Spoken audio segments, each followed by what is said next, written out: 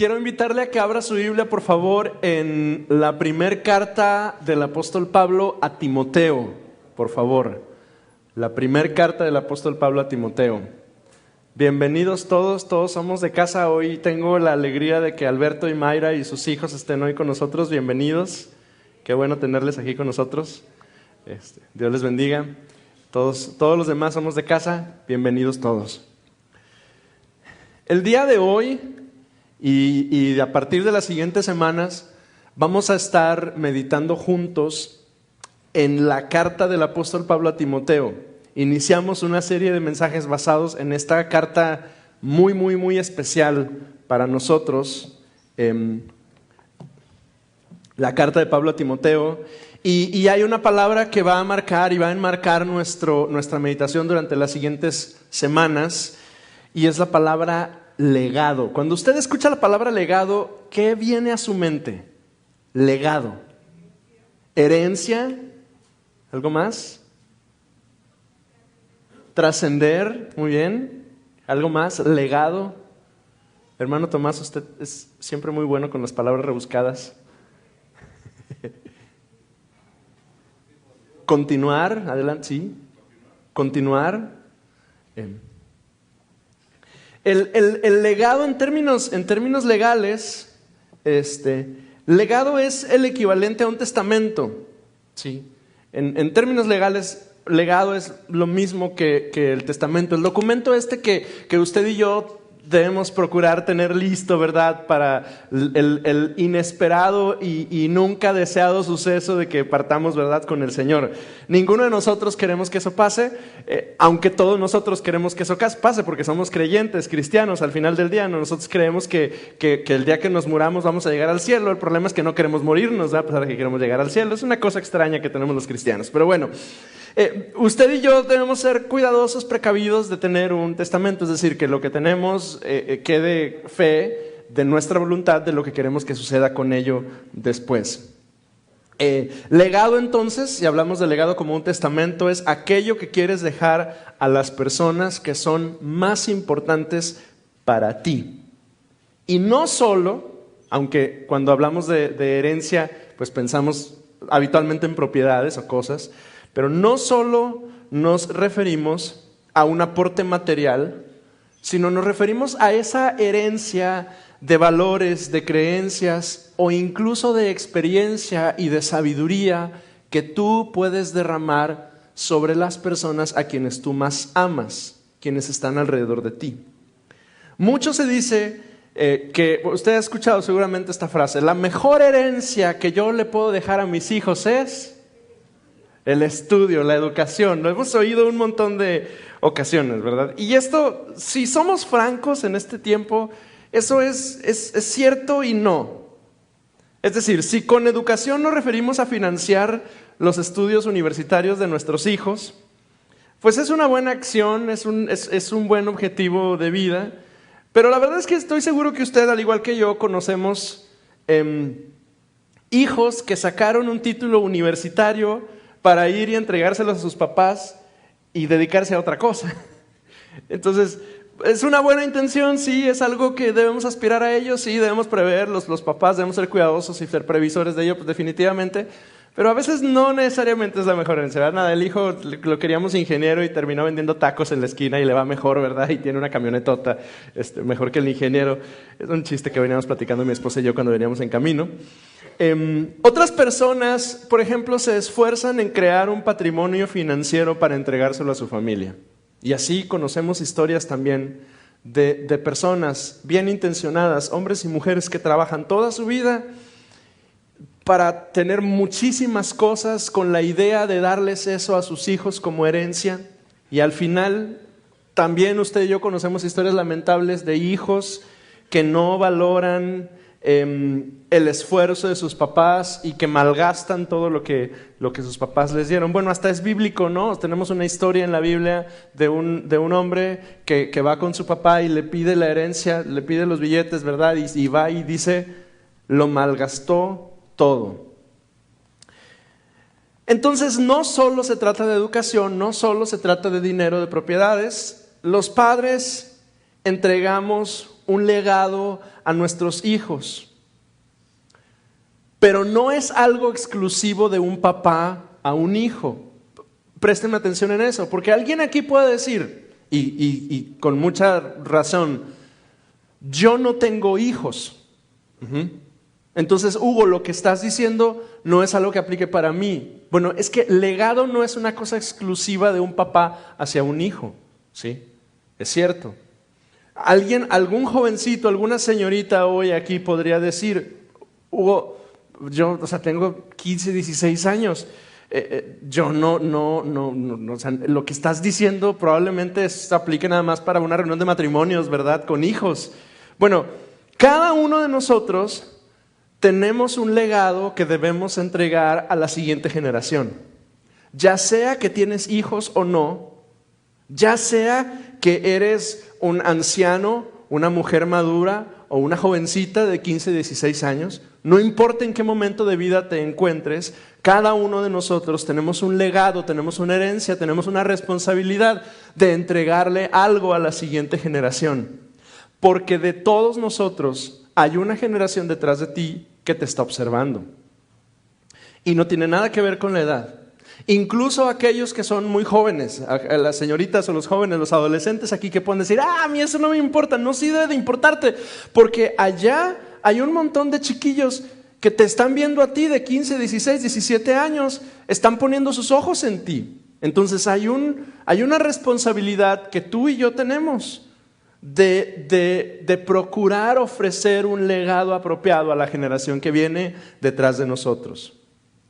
Nosotros los creyentes, es decir, ese es un tema moral, es un tema de buenas costumbres, es un tema de valores, sí. Pero en el caso particular de nosotros que somos creyentes, que somos cristianos, que un día decidimos seguir al Señor Jesús, nosotros tenemos un patrimonio que es mucho más valioso que propiedades, que dinero, que títulos o que recursos.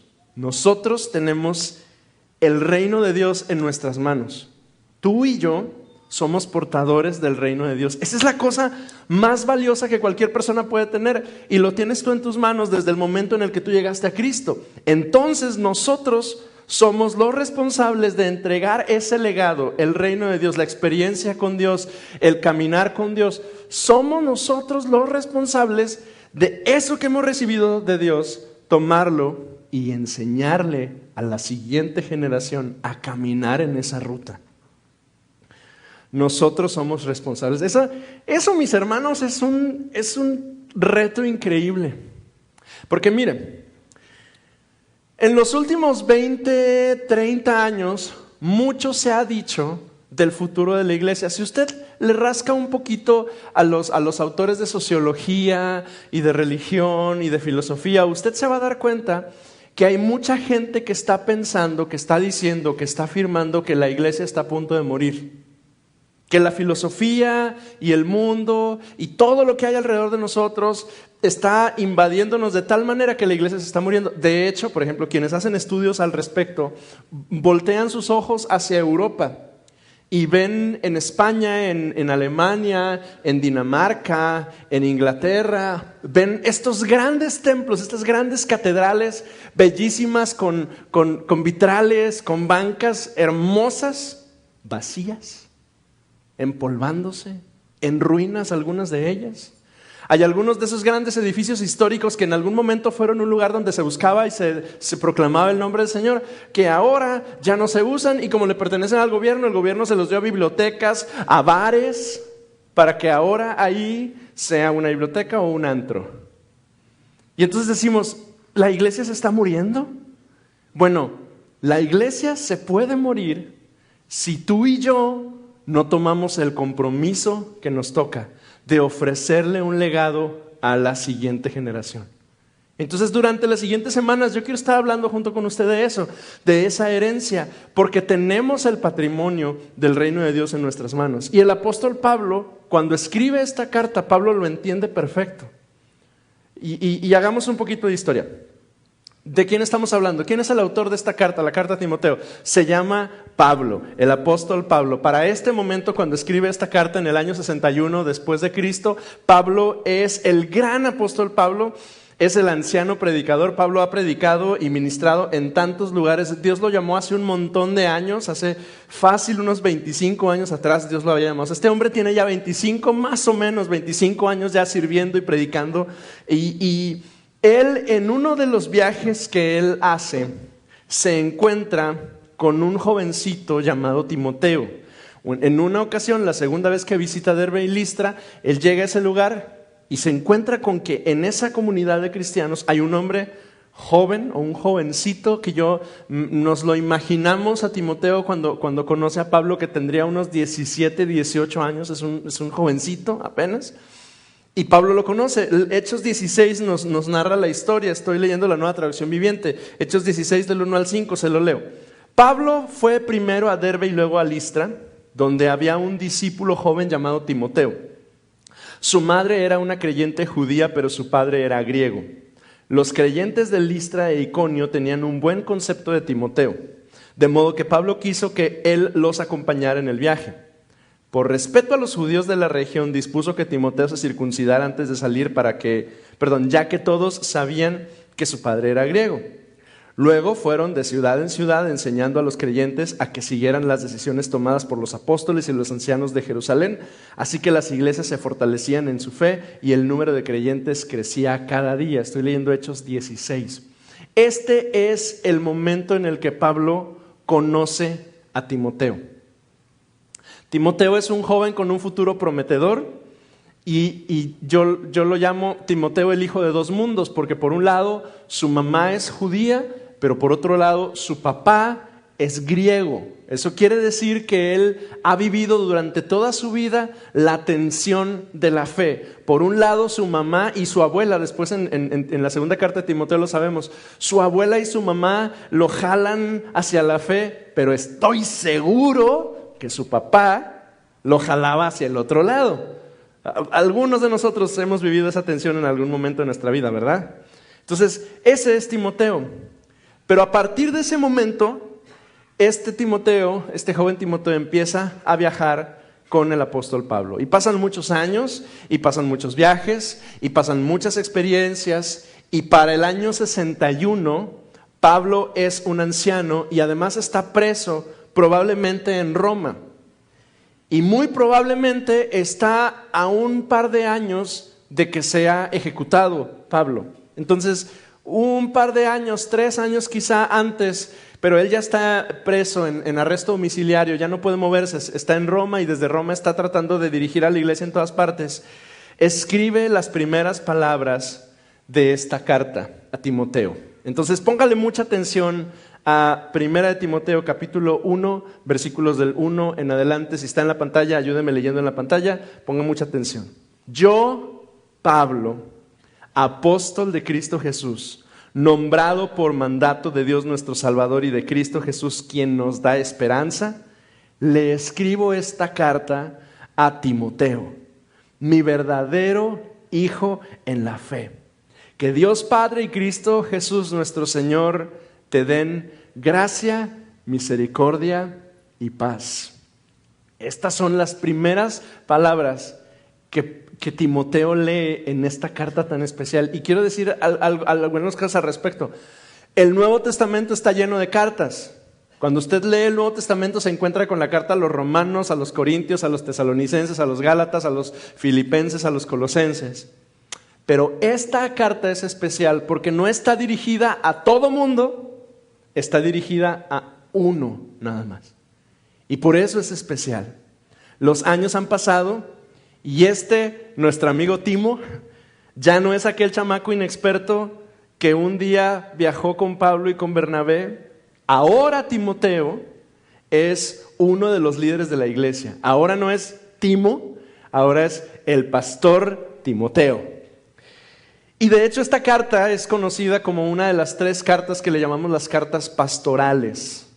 Timoteo, cuando recibe esta carta, tiene responsabilidades ministeriales importantes. Pero los títulos no importan en el saludo. Mire cómo Pablo le llama a Timoteo. ¿Qué le dice? No le dice pastor Timoteo, ni apóstol Timoteo, ni siervo Timoteo, ni licenciado Timoteo. ¿Cómo le dice? Mi verdadero hijo en la fe. Y esa palabra, amados, para mí es muy, muy significativa, porque yo personalmente he vivido, y yo creo que varios de nosotros hemos vivido, la bendición de llegar a Cristo y encontrar en la iglesia una nueva familia. No sé si a usted le pasó, pero en Cristo nosotros llegamos y recibimos, nos encontramos con una nueva familia. Y eso es valioso para quienes tenemos familia. Yo tengo a mi esposa y a mis hijos conmigo, pero es especialmente valioso para quienes, como yo cuando era niño y llegué a la iglesia, no teníamos familia, no teníamos a nadie. Y no estoy haciendo un relato de Remy, ¿verdad? Pero literalmente mi mamá y yo vivíamos en un lugar donde nuestra familia vivía a 8, 9, 10 horas de distancia. Pero cuando llegamos a la iglesia nos encontramos con que ahí había una nueva familia a la cual podíamos pertenecer. Y Pablo utiliza un título muy, muy especial: mi hijo en la fe. El concepto de paternidad espiritual, el papá espiritual, la mamá espiritual, es un tema muy interesante. Hay quienes piensan, hay quienes asumen que un padre espiritual es simplemente la persona que te dirigió a tomar tu primera decisión por Cristo. O sea, que un padre espiritual es aquel o aquella que te llevó a Dios para que lo conocieras. Y esta idea es un concepto más moderno, contemporáneo que bíblico. Probablemente el lugar donde observamos claramente este concepto es justo en las cartas de Timoteo, aunque Pablo menciona como hijos, por ejemplo, le dice a los filipenses, les dice: ustedes son mis hijos, mi gozo y mi corona. Hay que observar que probablemente Pablo no le presentó a Cristo a Timoteo, es decir, no fue Pablo el que llevó a Cristo a Timoteo. ¿Sí? Para cuando Pablo conoce a Timoteo, Timoteo ya es un creyente y ya es parte de la iglesia y ya está sirviendo y ya tiene buen testimonio y buena reputación con los creyentes de Listra y de Iconio. Pero hay algo que Pablo sí hizo con Timoteo y es digno de notar. Pablo mentoreó a Timoteo. ¿Qué quiere decir? Pablo le dirigió, Pablo tomó a Timoteo como una palabra clave para nosotros, como discípulo. Pablo lo tomó de la mano y lo llevó y le enseñó todas las cosas que él necesitaba saber. Pablo se convirtió en su padre espiritual al acompañarle y enseñarle los caminos de la fe e instruirlo en el ministerio y replicando su trabajo en Timoteo y enviándolo a cumplir con una misión, porque eso es la vida cristiana, amados. La vida cristiana es justamente eso, ese es el llamado y ese es el reto para aquellos que estamos en Cristo. Y quiero explicarlo de esta forma. Mire, hay algunas personas que en su vida cristiana de pronto se llegan a sentir como atoradas, como estancadas. No sé si alguna vez usted se ha sentido así o ha escuchado a alguien que lo ha dicho. Pero algunos de nosotros nos hemos llegado a sentir así y decimos: es que mira, yo, pastor, les animamos a que den pasos en el Señor y entonces nos argumentan y nos dicen: pastor, mire, yo ya vine a Cristo, yo ya me bauticé, yo ya hice el primer discipulado, es más, yo estoy en la escuela de discipulado de la iglesia y yo ya sirvo en un ministerio. Y entonces alguien viene y nos pregunta: ¿qué sigue?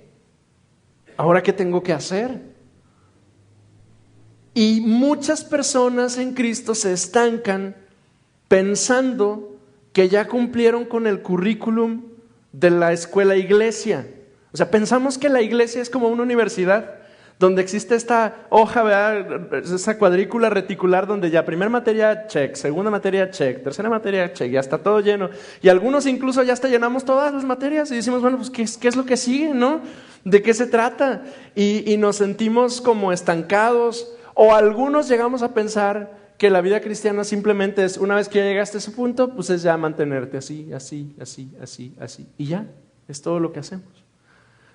Pero eso no es cierto.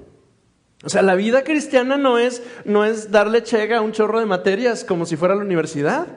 El llamado de Dios para nosotros no es cumplir una retícula. El llamado de Dios para nosotros es hacer discípulos. Es decir, es derramar nuestra vida y lo que Dios ha hecho en nosotros en alguien más. A eso te llamó Dios a ti y a eso me llamó Dios a mí. Pablo lo entiende desde el principio, porque hay alguien que lo hace con él. Bernabé, la Biblia dice que fue y lo buscó al viejo y se lo trajo y lo agarró con él y lo traía viajando con él. Y Pablo aprende también que todavía camina junto con Bernabé cuando Pablo toma a Timoteo. Y hace exactamente lo mismo. Replica lo que Pablo tiene y lo derrama, lo deposita, estoy hablando alegóricamente, ¿verdad?, sobre la vida de Timoteo. Y hoy me gustaría que en los siguientes versículos que vamos a leer del capítulo 1 podamos observar algunas instrucciones que Pablo le da a Timoteo. Y aunque las instrucciones que le da podemos decir que son instrucciones ministeriales, es decir, son cosas que tienen que ver con el ejercicio del pastorado de Timoteo en Éfeso, no son ajenas para nosotros. Es decir, no podemos decir, bueno, Hugo, pero lo que dice ahí en Timoteo se lo dice Pablo al pastor Timoteo. Y Beto puede decir, y como yo no soy pastor, pues eso es chamba de ustedes los pastores, ¿verdad?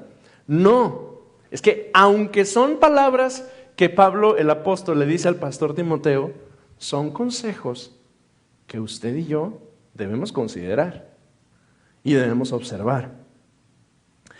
La primera carta a Timoteo es considerada una carta de ética cristiana, quiere decir que tiene que ver mucho con conducta.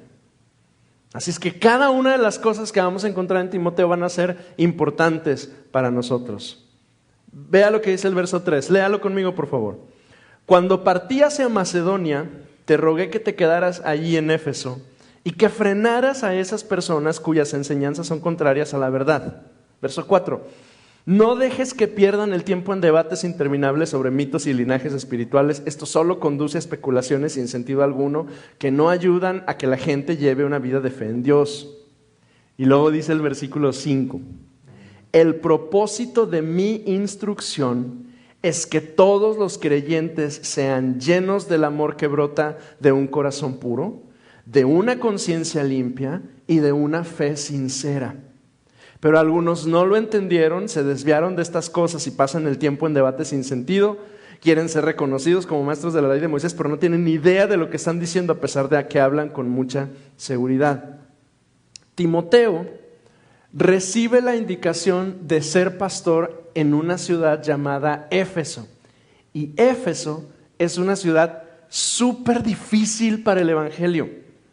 Porque en Éfeso, en ese momento, las personas que se convertían a Cristo antes de ser cristianas habían sido paganas, lo cual quiere decir que antes de conocer a Cristo habían experimentado cosas espirituales bien gruesas en los templos religiosos de Éfeso. Para que me entienda a qué me refiero con cosas espirituales así medio locas que tienen que ver con la adoración de los ídolos griegos y demás, ellos están familiarizados con las prácticas oscuras, con el espiritismo, con la magia, con el misticismo, ¿sí? Todo eso les es familiar a ellos, ¿sí? Y entonces todos esos creyentes han venido ahora a Cristo en Éfeso y están siendo redimidos y liberados de ese estilo de vida pagano, pero todavía, como sucede cuando Dios nos libera o nos rescata de cualquier cosa en la cual sea que estuvimos, se queda ahí la cosquillita dentro de nosotros por volver atrás. No le pasa. Es como el alcohólico. El alcohólico consumió alcohol durante toda su vida, se convierte a Cristo, el Señor lo transforma, pero póngale una cerveza enfrente y es una tentación. ¿Verdad que sí? Bueno, yo no fui alcohólico, pero yo tuve mis luchas también, ¿verdad? O sea, en fin, cualquiera que fuese el pecado, el ladrón, el mentiroso, cuando se da la oportunidad del pecado, la tentación es ahí y es latente y dan ganas. Entonces, estos creyentes, ellos tienen esa tentación por lo oculto, por lo místico. Y entonces llegan a Cristo y se queda esa cosquillita dentro. Y entonces Pablo dice que hay una clave para que la gente pueda ser liberada de lo que sea que está detrás en sus vidas, que les había mantenido esclavos, pero de lo cual Dios ya los liberó. Y la clave es enseñanza. Fíjese, el verso 5 dice: mi instrucción, el propósito de mi instrucción es que todos los creyentes, y da una serie de cosas que son el beneficio de la instrucción o de la enseñanza que Pablo dio. Y cuando tú y yo escuchamos enseñanza, ¿qué nos imaginamos? Enseñar. Maestro. Decimos enseñanza, ¿y qué te imaginas? Yo en mi caso, yo me imagino el salón de clases. Me imagino el maestro, el pizarrón, el salón lleno de pupitres y todos nosotros tomando notas, ¿verdad? Esa es mi imagen de enseñanza. Y la pregunta es: ¿para qué necesitamos en Cristo? ¿Para qué necesitamos enseñanza? ¿Para qué? Para aprender, sí. Pero ¿cuál es el resultado de saber y de recibir la enseñanza del reino de Dios? ¿Saber mucho? ¿Discutir? ¿Presumir? ¿Demostrar que sabemos más que los demás? Porque claro que ninguna de ellas es, pero eso es lo que el mundo piensa que debe suceder cuando alguien sabe mucho. El que sabe y demuestra que sabe. Pero Pablo dice apropiadamente que el resultado real de la enseñanza en Cristo debe ser que todos sean llenos del amor que brota de un corazón puro y de una conciencia limpia y de una fe sincera. O sea, hay 3 cosas que deben pasar en la vida del creyente cuando hemos recibido la enseñanza del reino de Dios en nuestras vidas. La primera de ellas es un corazón puro, la segunda es una conciencia limpia y la tercera es una fe sincera. Y amados, quiero enfocarme ahí porque creo que esa es una clave el día de hoy para entender este pasaje. La madurez cristiana la podemos observar cuando esas 3 cosas están presentes en nuestras vidas: un corazón puro, una conciencia limpia y una fe sincera. Déjeme aplicarlo para que quede un poquito más claro para nosotros. Ahí es donde se nota que eres maduro. Cuando puede brotar en una conversación una broma de doble sentido, o cuando tú tienes la oportunidad de responder con una broma de doble sentido y no lo haces. ¿Usted se ha encontrado en esa conversación? ¿Alguna vez? Ay, dígame, no, nada más Alma ya me dice que sí, pero el resto están muy calladitos. ¿Alguna vez ha estado en un círculo en el cual alguien dice algo que suena jocoso? Dices, es mi oportunidad, y logras contenerte. Esa es una muestra de madurez. Cuando estás en una posición en la que puedes tomar ventaja de un trato y no lo haces, esa es una muestra de madurez cristiana. Cuando es posible, ahí está la mesa, ahí está la oportunidad, ahí está la conversación, ahí están todos reunidos y tú bien puedes aprovechar a la mala la situación y decir, de aquí yo iba a ganar 100, pero oye, puedo ganar 150, de manera medio injusta, pero nadie se va a dar cuenta. Pero en vez de hacerlo, te retraes y haces lo justo. Esa es una muestra de madurez cristiana. Corazón puro, conciencia limpia. Cuando enfrentas un reto delante y necesitas creer en algo imposible y lo logras y tú dices, Dios me va a sacar adelante. Y tú puedes intervenir y tú puedes meter tus recursos y tú puedes meterte tú y tratar de, yo le he compartido antes, de necear, ¿verdad? Para que pasen las cosas, pero eliges esperar a que sea el Señor el que intervenga en tu vida. Eliges creer y tener fe. Esa es una muestra de madurez cristiana. Entonces, ¿y por qué le estoy diciendo todo esto? Porque temo que en este tiempo, amados, la iglesia hemos llegado a la falsa creencia de creer que saber mucho es lo que nos hace ser maduros en Cristo. Y entonces tenemos un montón de creyentes que saben mucho, que se saben la Biblia de cabo a rabo, que saben discutir de teología, que saben enseñar y que pueden objetar cualquier discurso, cualquier enseñanza, ¿verdad? Y algunos de ellos nos sentamos en las bancas, en las sillas de las iglesias, escuchamos al predicador y decimos, no, se equivocó, no debió haber dicho eso, debió haberlo abordado de esa forma, porque somos gente que sabemos mucho. Pero resulta que a la hora de hacer un examen de nuestra conducta y de nuestro corazón, no tenemos ni corazón puro, ni conciencia limpia, ni una fe sincera.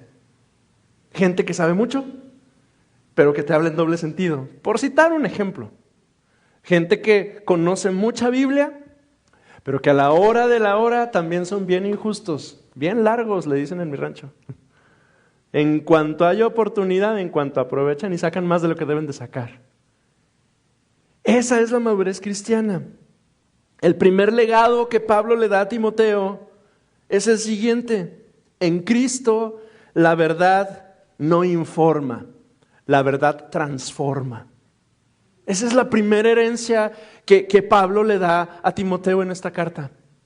Y Pablo está interesadísimo en que Timoteo lo entienda, porque sabe que Pablo sabe que Timoteo es lo que va a dar. Lo que reciba él es lo que él va a entregar. Entonces a él le interesa que para Timoteo esté bien claro: Timoteo, no se trata de informar, se trata de transformar el corazón.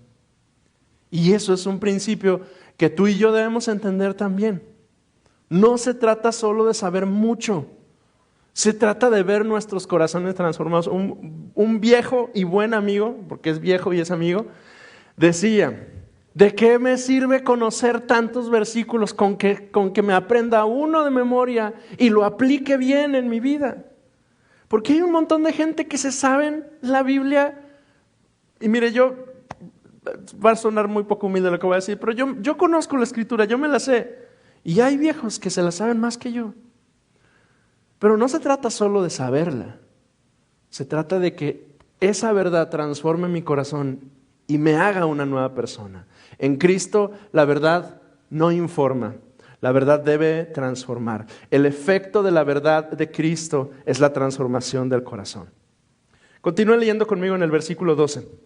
Le doy gracias a Cristo Jesús nuestro Señor, quien me ha dado fuerzas para llevar a cabo su obra. Él me consideró digno de confianza y me designó para servirlo. A pesar de que yo antes blasfemaba el nombre de Cristo, en mi insolencia yo perseguía a su pueblo. Pero Dios tuvo misericordia de mí, porque lo hacía por ignorancia y porque era un incrédulo. ¡Oh! ¡Qué tan generoso y lleno de gracia fue el Señor! Me llenó de la fe y del amor que provienen de Cristo Jesús. Y a partir del verso 12, observe que cambia un poquito el tono. Pablo hace una oración de gratitud muy interesante que incluye un muy breve resumen de su llamado y de su transformación. Una de las frases que más me impacta de este capítulo es lo que dice el versículo 11. En su Biblia, si usted trae la versión 60, dice: me tuvo por fiel poniéndome en el ministerio. Y ese es el segundo legado que Pablo le da a Timoteo. Su historia. Sígame en esta idea, porque es bien importante. Amado, amada, nuestra historia importa. Es decir, lo que Dios ha hecho en nosotros, la manera en que hemos conocido y que conocemos o que vamos conociendo a Cristo, su obra en nuestras vidas, su trabajo en nuestros corazones, los milagros que Él hace a favor nuestro, su llamado para nuestras vidas, importan. Importan y se debe compartir. Déjeme decirlo un poquito más claro. Si Dios ha hecho algo en usted, eso que Dios ha hecho en su vida, lo que sea, por más insignificante o por más extraordinario que sea, lo que sea que Dios ha hecho en su vida, es su responsabilidad y es mi responsabilidad compartirlo. Porque nuestra historia importa. ¿Cuántas veces debo compartir lo que Dios ha hecho en mi vida? Cuantas sean posibles. Y yo tengo algunas preguntas para usted el día de hoy. Tus hijos, quienes tienen hijos, ¿conocen, saben cómo conociste a Cristo? Es decir, tus hijos, y este es un batazo que me doy a mí mismo. Tus hijos, tus niños, porque luego pensamos, no, está chiquito, ¿qué le voy a estar platicando? Pues si ni sabe ni entiende. No, si sabe y si entiende. Tus hijos conocen tu historia personal, saben de dónde Dios te rescató. Híjole, por más chocarrera que esté la historia, ¿verdad? Porque algunos ya tenemos historias chocarreras con nosotros que no queremos que nadie sepa. Pero por más oculta y difícil y compleja, ¿verdad?, que sea la historia de transformación que Dios haya tenido en tu vida, ¿saben tus hijos de dónde Dios te rescató? ¿O nada más saben que órale es domingo, levántate, peínate, báñate, vámonos a la iglesia y órale, vete a tu clase y se acabó? ¿Y eso es todo lo que saben de Dios a través de ti? ¿Tus hijos saben lo que Dios ha hecho en tu vida? Y bueno, a los que alguien puede decir aquí, bueno, no tengo hijos, bueno, tu familia, los tuyos, ¿conocen lo que Dios ha hecho en ti? Porque nosotros papás somos responsables, pero ustedes hijos, y yo hijo también soy responsable de compartirle a mis papás lo que Dios ha hecho en mi vida. ¿Ha hecho Dios algo en ti que tus padres necesiten saber? ¿Que tus hermanos necesiten saber? Bueno, tu célula, sí, porque algunos de ustedes asisten ya a un grupo en casa, ¿verdad? Tu célula sabe lo que Dios ha hecho en tu vida. Por eso es que cada semana en nuestra reunión de célula iniciamos con hola, ¿cómo están? Buenos días, cantamos, shalala, y después decimos, a ver, ¿qué ha hecho el Señor en sus vidas? ¿Verdad? ¿Por qué? Porque es una parte indispensable de nuestra vida cristiana, el poder compartir lo que Dios ha hecho en nosotros. Entonces, tu gente de tu grupo en casa saben lo que Dios está trabajando en ti. Tu historia cuenta y es importante. Te la dio el Señor a ti y eres el único que la tiene. Y tú no sabes si lo que Dios hace en ti puede ser el detonante para transformar la vida de alguien más. Pero nunca lo vas a comprobar hasta que lo empieces a compartir. Entonces el primer legado es la verdad no informa, la verdad transforma. El segundo legado es tu historia cuenta. Verso 15, me brinque unos versículos, lea conmigo el versículo 15. La siguiente declaración es digna de confianza y todos deberían aceptarla. Cristo Jesús vino al mundo para salvar a los pecadores, de los cuales yo soy el peor de todos, pero Dios tuvo misericordia de mí, para que Cristo Jesús me usara como principal ejemplo de su gran paciencia, aún con los peores pecadores. De esa manera, otros se darán cuenta de que también pueden creer en Él y recibir la vida eterna. ¿Ve lo que está diciendo Pablo? O sea, yo fui transformado y yo tengo que compartir para que otros también se den cuenta. Yo era el peor de todos. ¿Alguien aquí puede decir yo era el peor de todos? Yo tengo un testimonio de Mickey Mouse, pero algunos a lo mejor sí tienen un testimonio así bañadón, ¿verdad? Yo era el peor de todos, dice. Pero yo soy responsable de anunciar porque quizá hay otros puedan ser transformados también. Que todo el honor, que toda la gloria sean para Dios por siempre y para siempre. Él es el Rey eterno, el invisible que nunca muere, solamente Él es Dios. Lo que Dios hizo, iglesia, y lo que Dios está haciendo es el legado que tenemos que entregarle a la siguiente generación. Si Dios está, por ejemplo, ayer nos reunimos aquí a alabar al Señor juntos y Dios hizo cosas entre nosotros. Y Dios se movió entre nosotros y no sabíamos cuántos iban a venir y los músicos estábamos nerviosos y algunas canciones ni nos salieron bien porque nos equivocamos. Pero ¿qué importa? Dios estaba aquí y Dios hizo cosas entre nosotros. Lo que Dios hace entre su pueblo debe ser anunciado porque esa es la herencia que tenemos para la siguiente generación. Sea que tienes hijos o no, hay una generación que está detrás de ti y te está viendo. Mire las últimas líneas de este capítulo, versículo 18. Timoteo, hijo mío, te doy estas instrucciones basadas en las palabras proféticas que se te dieron tiempo atrás acerca de ti. Espero que te ayuden a pelear bien en las batallas del Señor. Verso 19, la primera parte del verso 19. Aférrate a tu fe en Cristo y mantén limpia tu conciencia. ¿Para qué sirve el legado? ¿Para qué sirve la herencia para los cristianos? ¿De qué sirve? Bueno, el legado sirve para ayudar a librar las batallas de la siguiente generación. ¿Usted ha enfrentado alguna vez alguna prueba? Yo estoy seguro que sí. Y en algún momento cuando enfrentaste esa prueba, tú incluso hasta creímos que nos íbamos a morir en el proceso. ¿Alguien le ha pasado alguna vez eso? O sea, ya sea una enfermedad, ya sea una situación difícil, ya sea una prueba, ya sea lo que sea que viene, la vida de pronto se nos pone compleja, ¿verdad que sí? Se nos pone difícil, es horrible. Y no necesitas estar enfermo con un diagnóstico terrible para sentir que te estás muriendo.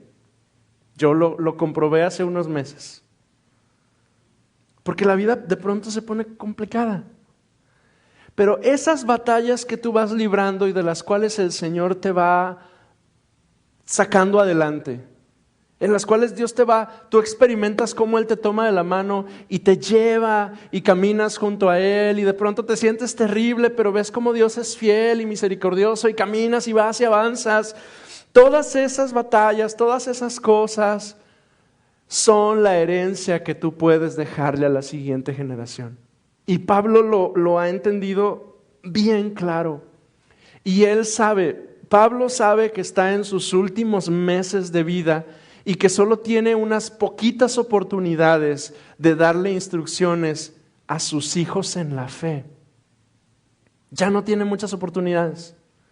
Muy probablemente al Timoteo ya ni lo vio. O sea, lo último que supo el Timoteo fue esto que le escribió y Timoteo recibió esta carta y probablemente Timoteo la recibe y unos cuantos meses después esta carta escrita es lo último que Pablo tiene de su padre espiritual, de Pablo. Pero Pablo le dice a Timoteo, todo esto que te acabo de decir y que te voy a decir en las siguientes líneas en esta carta, todo esto se trata de que hay batallas que tú vas a enfrentar y yo quiero que venzas. Amado, la siguiente generación va a vencer si tú le entregas un buen legado. Pero tú tienes chamba aquí, ¿verdad? Tú tienes trabajo aquí. Tú tienes cosas que hacer aquí.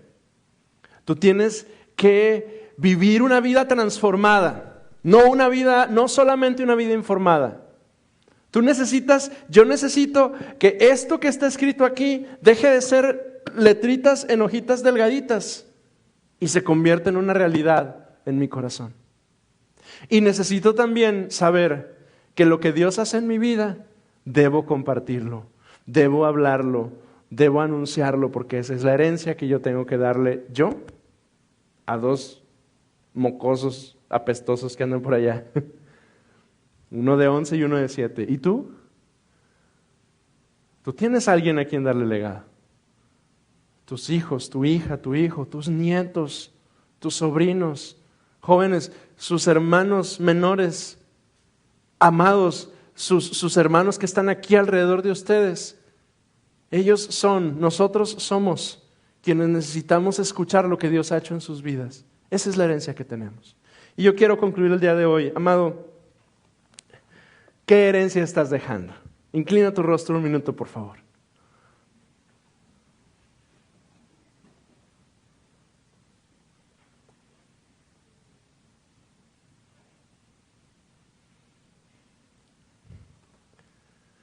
¿Qué herencia estás construyendo? ¿Qué herencia estoy construyendo? Por supuesto que no estoy hablando de un patrimonio físico, aunque si lo estás haciendo para tus hijos, qué bendición. Y tampoco estoy hablando de dinero para que tus hijos puedan tener estudios universitarios, aunque si lo haces, qué maravilla que lo puedes hacer. Pero ¿qué legado espiritual estás construyendo?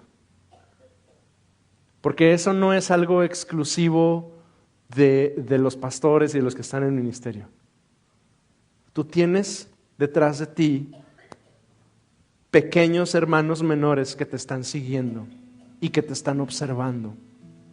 Aquí mismo, tú tienes hermanos a quienes aventajas en la fe. Ni siquiera estoy hablando de gente más joven que tú, simplemente a quienes aventajas en la fe, que te están observando, que domingo a domingo te ven y algunos observan tu fe y observan el resultado de tu fe y dicen, yo quiero ser un hombre de fe como Iván, yo quiero ser un hombre que invierte en el reino como Tomás. Yo quiero ser un hombre que sirve como Alberto. Pero escúcheme y escúcheme con atención. En algunos casos no estamos siendo un buen ejemplo para nuestros hermanos. De pronto y escuchamos historias de hermanos que dicen, híjole, yo sí voy a la iglesia, pero es que ese hermano fulano de tal, qué incongruente es. Porque ahí lo veo cantando y levantando las manos, pero es mi vecino y yo lo conozco y yo sé que no es lo que él dice. Híjole, qué rudo, pero qué real, amado. Porque hay un legado que tú y yo debemos procurar para aquellos que están alrededor de nosotros. Y yo quiero preguntarle una vez más, ¿qué legado estás dando? ¿Qué herencia estás preparando? ¿Qué herencia espiritual? Si hoy el Señor te llamara a su presencia y tú vas a estar delante del Señor y vas a poder glorificarlo y todas esas cosas que esperamos, ¿verdad? En Cristo, por supuesto que sí. Pero ¿cuál es la corona que tú puedes ir y aventar delante de los pies del Señor como un legado que has dado para los que nos quedemos aquí? Y si tú como yo hoy, porque yo debo ser honesto conmigo mismo, si tú como hoy dices, híjole, se me hace que me falta, ¿qué te parece si hoy venimos delante del Señor y le decimos, Señor, yo hago un compromiso contigo de cambiar mi historia? Porque si soy franco, yo no he sido cuidadoso de construir un buen legado espiritual, ni siquiera para mis hijos. Y cambiamos esa historia y le decimos, Señor, ayúdame a construir un legado espiritual para la siguiente generación. Y si usted ora de esa forma, ¿por qué no se pone de pie conmigo? Y hagamos este momento un momento devoto, un momento de compromiso, un momento genuino con nuestro Dios. Y yo sé que es tarde y algunos de nosotros ya tenemos hambre y en fin, hay un montón de distractores hoy, pero tome estos siguientes 5 minutos para que con compromiso y con conciencia y con un corazón y una mente enfocada en el Señor, usted y yo podamos orar a nuestro Dios el día de hoy y le podamos decir, Señor, sí, me he equivocado, he estado descuidando el legado que estoy preparando para mis hijos. Señor, yo Hugo, soy el primero, Señor, porque tú me has hecho responsable de una grey, Señor, y de pronto yo mismo a veces soy negligente, no soy cuidadoso, Señor, de construir un legado espiritual para mi iglesia. Pero si tú te identificas con esto respecto de tus hijos, de tu grupo en casa, de la gente que está alrededor de ti, ora conmigo al Señor y dile conmigo al Señor, Señor, yo quiero construir un legado espiritual que valga. Yo quiero construir un legado espiritual que valga, Señor. Yo quiero construir un camino, una ruta detrás de la cual mis hijos puedan caminar.